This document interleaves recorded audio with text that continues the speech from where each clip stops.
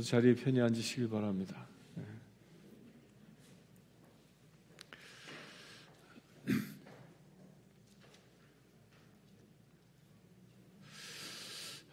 성부와 성자와 성령의 이름으로 말씀드립니다.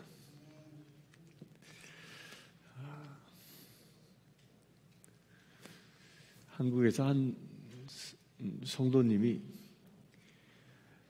이제 돌아가실 때가 다 돼서 이제 죽음을 목전에 두고 있었습니다. 그런데 죽음의 시간이 점점점 더 다가오자 이분의 그 마음에는 왠지 모르게 불안한 마음이 가득 들기 시작했습니다. 이제 내가 죽을 텐데, 죽으면 정말 하나님의 나라에 갈 수 있을까? 이제 내가 곧 죽을 텐데, 죽으면 정말 예수님이 나를 당신의 나라로 인도하실까? 그래야 심판대에서 벗어나고 천국의 영광을 누릴 수 있도록 나에게 영원한 생명을 허락하여 주실까? 이런 생각들이 자꾸 든 겁니다. 그러니까 이런 생각이 들면 들수록 무슨 생각이 들어요? 불안한 마음이 그 안에 계속 일어납니다. 그래야 몸둘 바를 모르고 있을 때 그러면서 또 이런 생각이 들어요. 혹여 내가 예수 이름으로 구원받지 못한다면 이제 나의 육신이 그 생명이 끝난 이후에 내 영혼이 그 불붙는 지옥에 던져진다면 어떻게 될까? 생각이 막 여기까지 이르니까 그는 근심 걱정을 넘어서요 공포가 밀려오기 시작합니다. 안지나서나 자기 영혼이 불에 던져지는 것이 상상되어지고 공포가 밀려옵니다. 근데 그러면서 그는 죽어가면서도요 얼굴이 편안해질 수 없는 거예요. 얼굴이 일그러집니다. 마음이 떨리고 온 몸이 덜덜덜덜덜 떨리는 그런 나날이 연속되어집니다. 그렇게 불안해하는 이분을 지켜보고 있었던 가족들이요 한날 목사님을 모셔다가 기도받기를 청했어요. 목사님에게 가족들이 이분의 상황을 쭉 얘기를 해드리니까 그러고 나니까 목사님이 그 죽어가는 성도님 앞에서 성경 한 구절을 탁 펼쳐서 읽어드렸습니다. 그리고 이렇게 얘기합니다. 성도님, 제가 성경을 읽어드릴 테니까 잘 들어보세요. 그러면서 요한복음 3장 16절의 말씀을 읽어드렸습니다. 하나님이 세상을 이처럼 사랑하사 독생자를 주셨으니 이는 그를 믿는 자마다 멸망하지 않고 영생을 얻게 하여 주실지 모른다. 이렇게 읽어드렸어요. 영생을 얻게 하여 주실지 모른다. 딱 끝내니까 이 이야기를 듣고 있었던 이 죽어가던 이 성도가 갑자기 눈을 뚝 뜨더니 목사님 그 말씀 틀렸어요. 목사님이 왜 성경을 잘못 읽어줍니까? 하고 막 따지기 시작합니다. 그래서 목사님 뭐가 틀렸는데요? 아니 영생을 얻게 하려 하심이라. 이게 맞는 거지.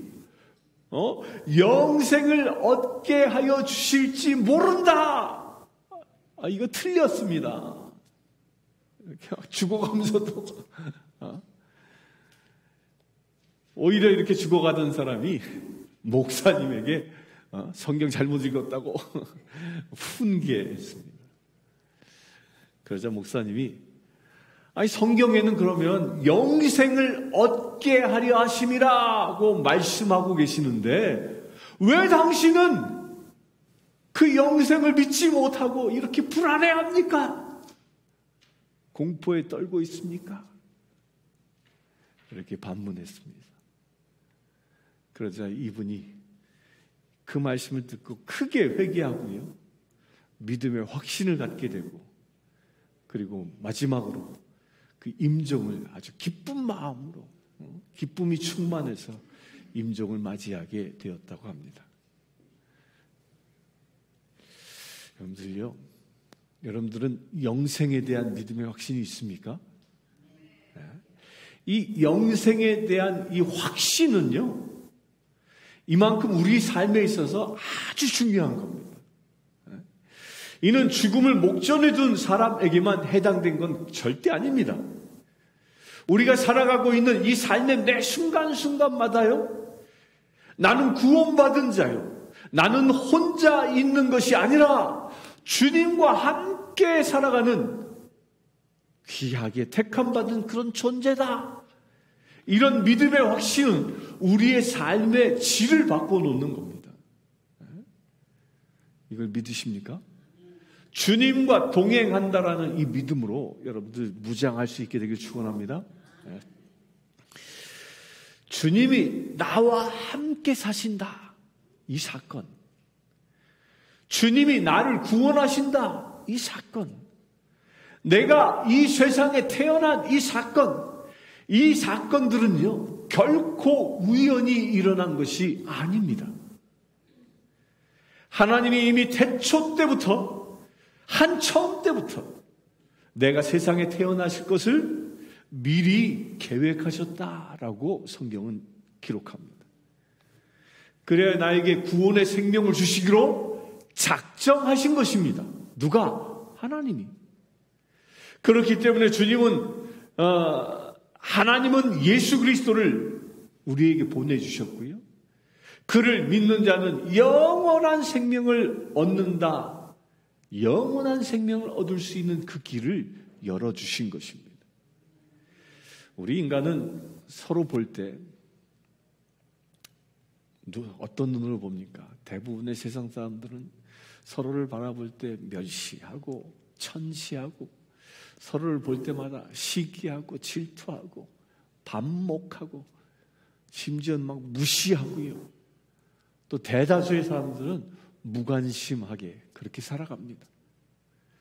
그러나 하나님 보시기에는요, 우리 인간 자체, 내가 살고 있는 그 나 자체를 그렇게 귀하게 만든 존재라는 것입니다.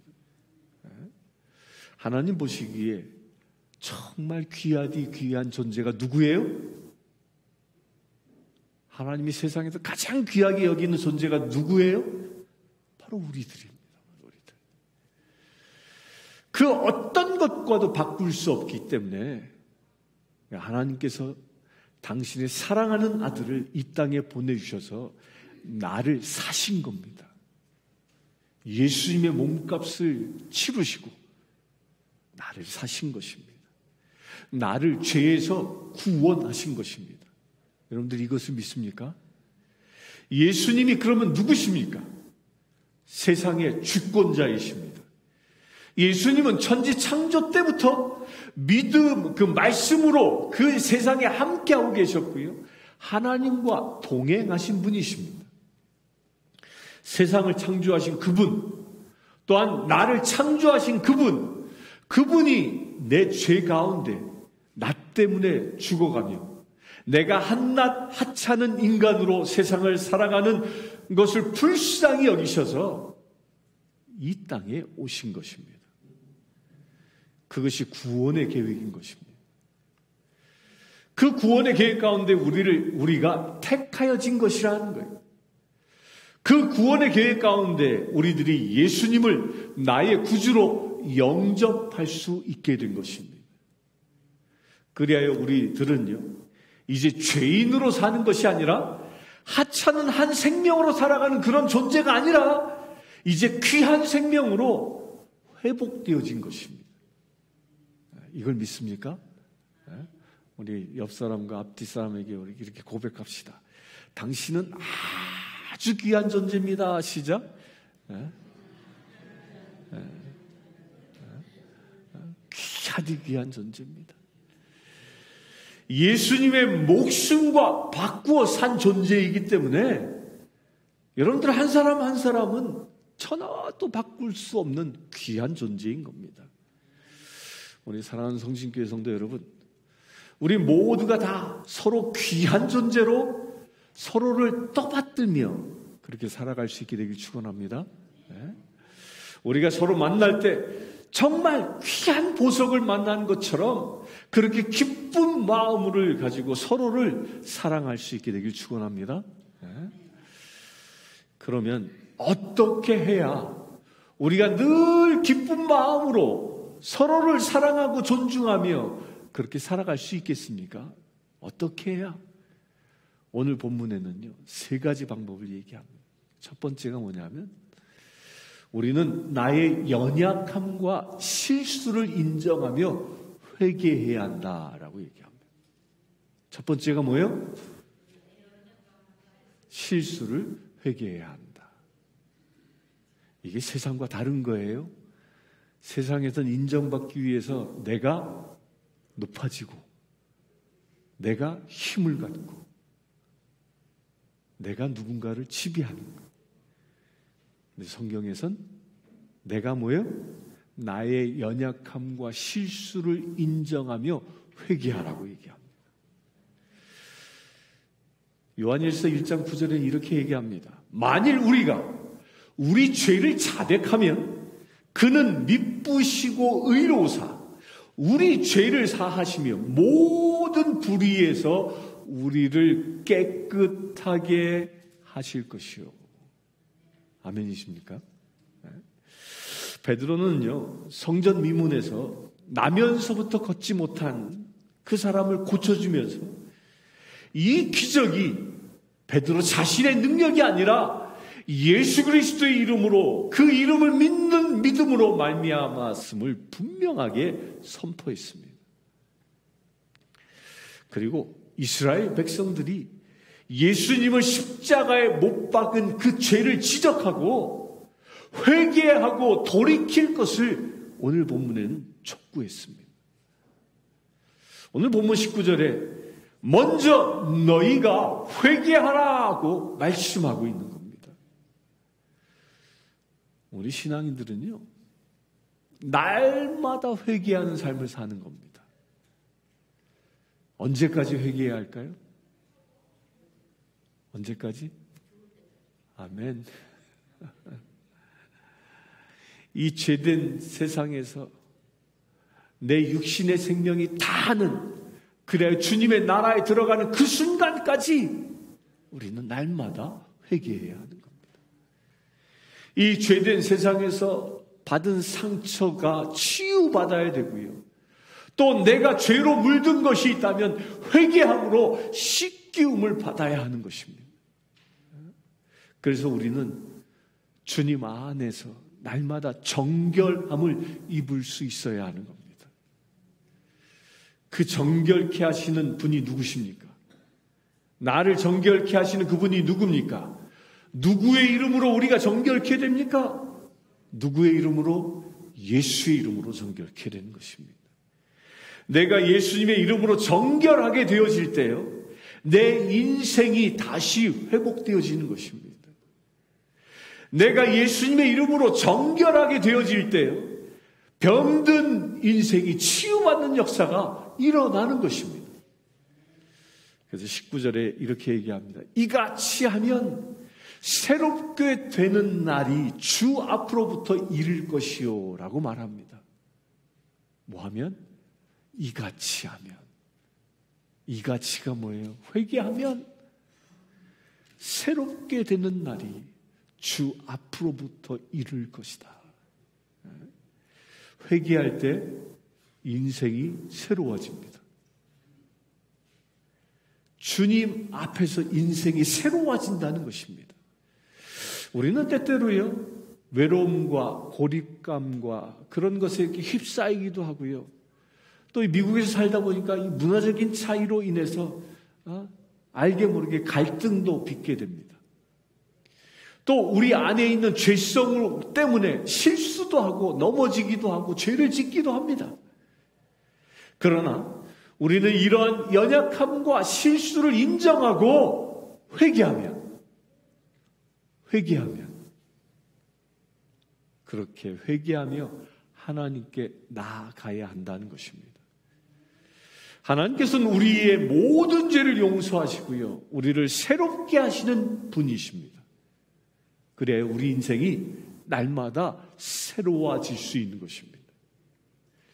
상처받은 인생, 병든 인생, 예수님의 이름이 그 선포되어지면요, 그 모든 문제들이 주님 안에서 영광스럽게 변화되어진다는 이 사실, 이것을 이 사도 베드로는 지금 우리에게 전하고 있는 것입니다. 두 번째로요, 예수 그리스도 안에서 회복과 치유를 경험해야 한다고 말합니다. 제가 영국을 방문했을 때 가자마자 한 열흘 동안 그 맛 지지리도 없는 영국 음식만 먹고 지냈습니다. 근데 영국 가면요, 짠 거밖에 없어요. 짠 거밖에. 그래서 막 속안이 니글니글거리고 있는 그때였는데, 한 열흘 동안 그렇게 영국 음식만 먹고 지내다가 열흘 만에 드디어 한인교회를 갔어요. 그날이 수요일이었는데 수요 예배에 참석하러 갔습니다. 그런데요, 그 교회에서는요, 수요 예배 때도 애찬을 주는 거예요. 저녁 식사를. 근데 딱 들어갔는데 그날 메뉴가 뭐였냐면 카레 라이스였어요. 그 카레 라이스로 거기 참석한 학생들, 성도들이 그 애찬을 즐겼습니다. 근데 그 냄새, 그 열흘 만에 맡아보는 그 밥 냄새, 또 그 카레 향, 그것도 한국식 카레잖아요. 카레 향, 또 거기 곁들여 나오는 그 김치 냄새. 이게요, 막 오장육부를 뒤바꿔 놓는 거 막 흥분시키는 거예요. 제 일생 처음으로 그렇게 맛있는 거 처음 먹어봤다니까요. 얼마나 맛있던지요. 지금부터 한 20년이 지난 이야기예요. 근데 그 생각만 하면 지금도 군침이 돌아 막.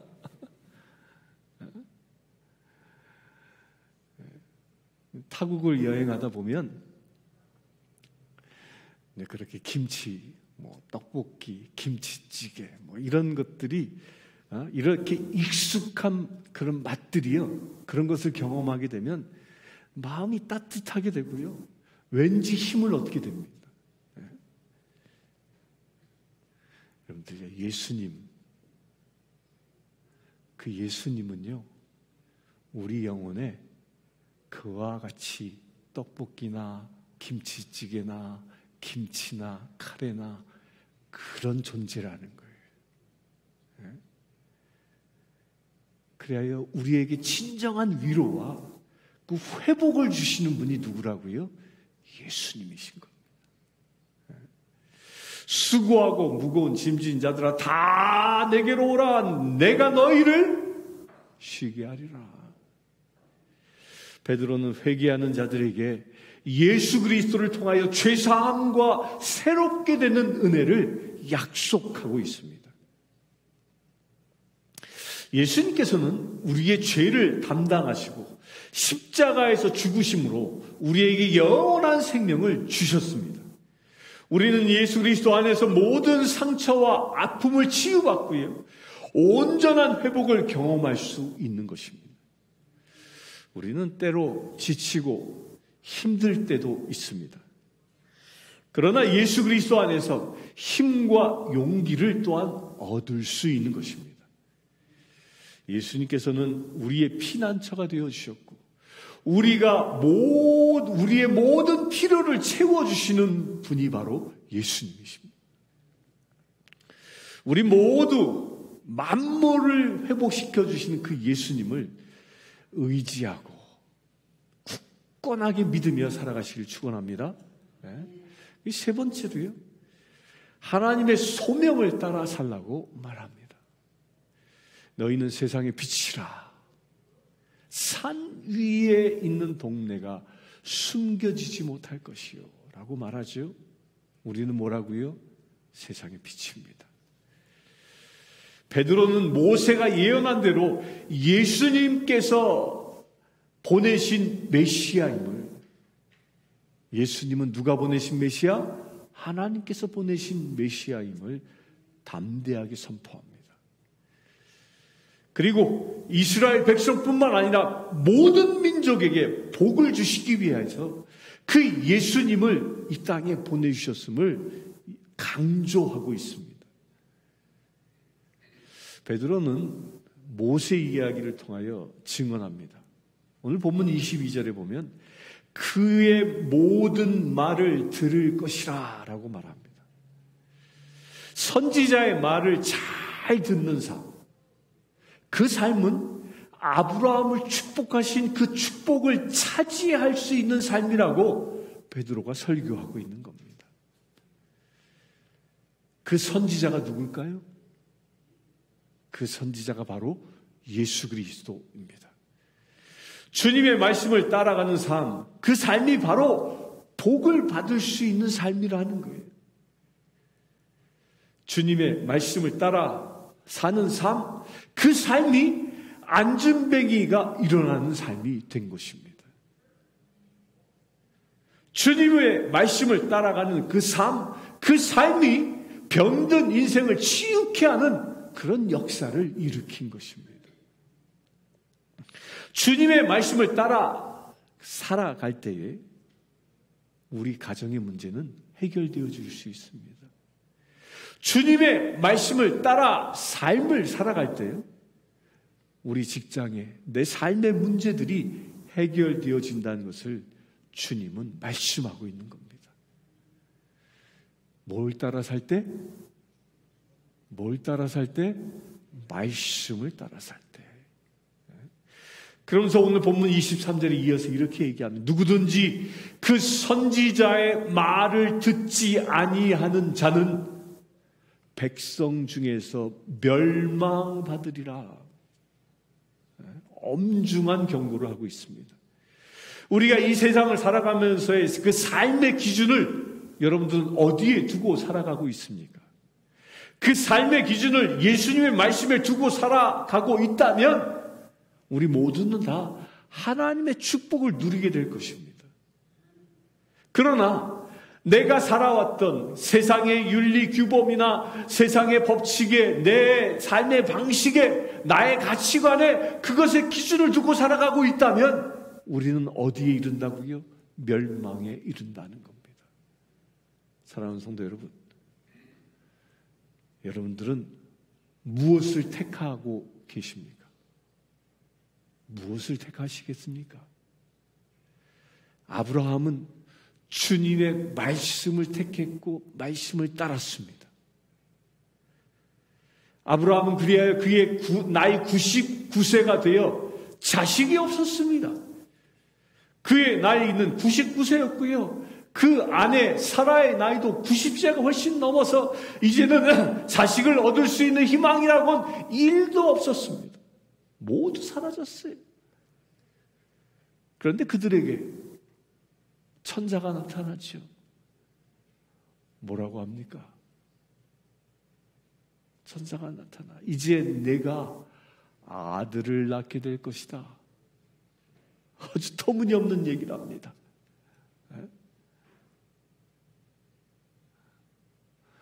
우리 손지재대 권사님에게 천사가 나타나서 내년 이맘때 너희가 아들을 낳을 것이다. 그럼 뭐라고 받는가 하겠어요?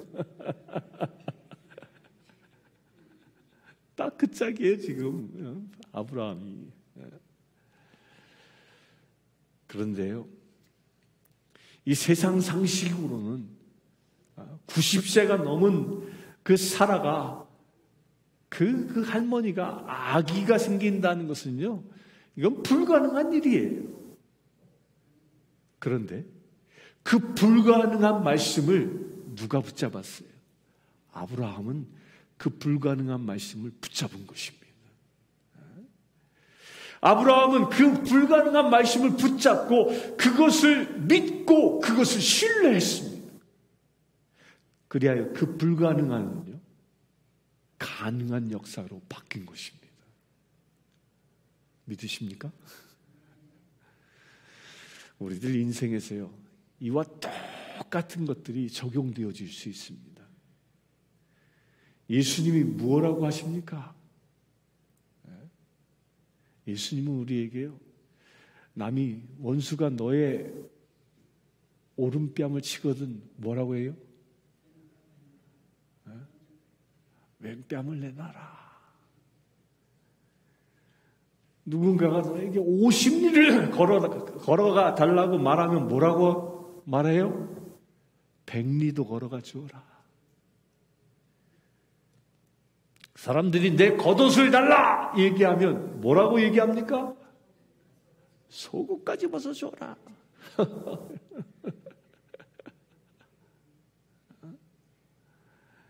여러분들요, 이 말씀대로 사는 것이 가능할까요? 가능할까요? 쉽지 않습니다. 아니, 어쩌면 불가능할 것입니다. 그러나 예수님은 우리에게 뭐라고 얘기하십니까? 오른뺨을 치거든 뭐라고? 왼뺨도 내놔라. 사랑하는 성도 여러분, 그것이 주님의 말씀을 붙잡는 것입니다. 주님의 말씀은 우리를 부르신 그 소명 자체입니다. 말씀에 순종할 때 우리가 복의 근원이 될 수 있는 것입니다. 말씀에 순종한 아브라함에게 땅 위의 모든 족속이 너의 씨로 말미암아 복을 받으리라 라고 말했습니다. 이것은 우리도 말씀에 순종하면요, 나 때문에 모든 족속이 축복을 받는다라는 엄청난 선언입니다. 우리 모두 말씀에 순종할 수 있게 되길 축원합니다. 그래, 우리 때문에 모든 족속이 축복을 받는 그런 역사가 일어나기를 축원합니다. 이 모든 족속이 우리 때문에 축복을 받는 그 역사는요, 이미 우리 성신교회에, 우리 교회를 통하여 이루어지고 있습니다. 여러분들 그거 아세요? 매주마다 이루어지고 있어요. 그 일을 위해 저기 조아나 자매가 열심히 쓰임받고 있어요. 우리 오후 2시면 매주 태권도 교실 하지요. 그 태권도 교실에요, 멕시코 사람들이 오고요, 과테말라 사람들이 오고요, 아르헨티나 사람들이 오고요, 베네수엘라 사람들이 오고요, 심지어 중국 사람도 옵니다. 또 한국 사람도 옵니다. 그들이 그 교실을 통하여 복을 받고 있는 것이죠. 미국 사람도 옵니다. 그들이 그 교실을 통하여 복을 받고 있는 것입니다. 이 축복의 흐름은요, 더 크게 번져나갈 것입니다. 지금은 비록 20-30명 모이는 작은 물줄기일지라도요, 이것은 더 크게 번져나갈 것입니다. 하나님께서는요, 우리를 통하여 이 땅에 복음을 전하고 하나님의 사랑을 나누라 말씀하고 있습니다. 저는 태권도 교실을 놓고 기도할 때 이런 것을 놓고 기도합니다. 지금 열거한 대로 멕시코, 과테말라, 아르헨티나, 베네수엘라, 중국, 여기서 훈련받은 이 학생들이 블랙벨트를 하고 유단자가 되고 사범이 돼서 자기들의 고향 나라를 향해 나가서 선교하는 걸 꿈꿉니다. 이루어질 줄 믿습니다. 우리 조아이나 따라서 우리 필리핀 갑시다. 이루어질 줄 믿습니다. 지금은 작지만 후가 창대해지는 역사가 일어날 것입니다. 우리는요, 하나님의 소명을 따라 살아가면서 이 땅의 빛과 소금의 역할을 감당해야 하는 것입니다. 우리 삶을 통해 예수 그리스도의 향기를 드러내고요, 섬김과 나눔을 실천하며 이 땅에 하나님의 나라를 확장해 나가야 하는 것입니다. 우리 모두 복을 나누어주는, 우리 이웃에게 내가 받은 복을 나누어주는 그런 주님의 사람 되시기를 축원합니다. 사랑하는 성도 여러분, 우리 모두는 복의 근원입니다. 이것을 믿으시길 축원합니다. 오늘 말씀 26절에 보면 하나님이 그 종을 세워주시려고 너희에게 먼저 보내사 너희로 하여금 돌이켜 각각 그 악함을 버리게 하셨느니라. 그 보냄받은 종이 누굽니까? 예수 그리스도이십니다. 예수님이 지금 우리 가운데 임하여 계신 것입니다. 그 예수님이 지금 우리에게 복을 주고 계시는 것입니다. 그 예수님이 주시는 그 복이 우리로 하여금 악함을 버리게 한다고 말씀하고 있습니다. 하나님께서는 우리를 통하여 놀라운 일을 행하고 계십니다. 그것을 원하고 계십니다. 우리는 예수 그리스도 안에서 회복과 치유를 경험하고요, 하나님의 소명을 따라 살면서 이 땅에 이 많은 민족들에게 희망과 변화를 주는 그런 주역이 될 수 있는 것입니다. 이것을 믿습니까? 오늘 말씀을 기억하면서 우리가 살아가는 이 낯선 땅에서도 믿음을 굳건히 지키고 그 하나님의 사랑을 전하는 우리 모두 되기를 간절히 소망합니다. 그래, 우리 모두 그 악함을 버리고 주님의 그 복을 받아 세상에 나누는 그런 주님의 사람 되시기를 주의 이름으로 축원합니다. 함께 기도하겠습니다. 주 아버지 하나님, 말씀에 순종하며 살아가기를 원합니다. 우리로 하여금 말씀에 순종하여 복의 근원된다 약속하셨사오니 그 약속의 말씀을 내가 취하며 살아가기를 원합니다. 주님, 우리를 사용하여 주시옵소서. 아브라함이 말씀에 순종하였을 때에 복의 근원되게 하신 것처럼 우리가 말씀에 순종함으로 인하여 이 땅 가운데 복의 근원되어지는 놀라운 축복의 자녀 되게 하여 주시옵소서. 그래, 우리의 섬김을 통하여 하나님의 나라가 이루어지게 하시고 우리의 섬김을 통하여 하나님의 사랑이 베풀어지는 놀라운 역사가 일어나게 하여 주시옵소서. 우리 주 예수 그리스도의 이름으로 기도드리옵나이다. 아멘. 오늘 다 함께 일어나셔서 438장 찬양하시겠습니다.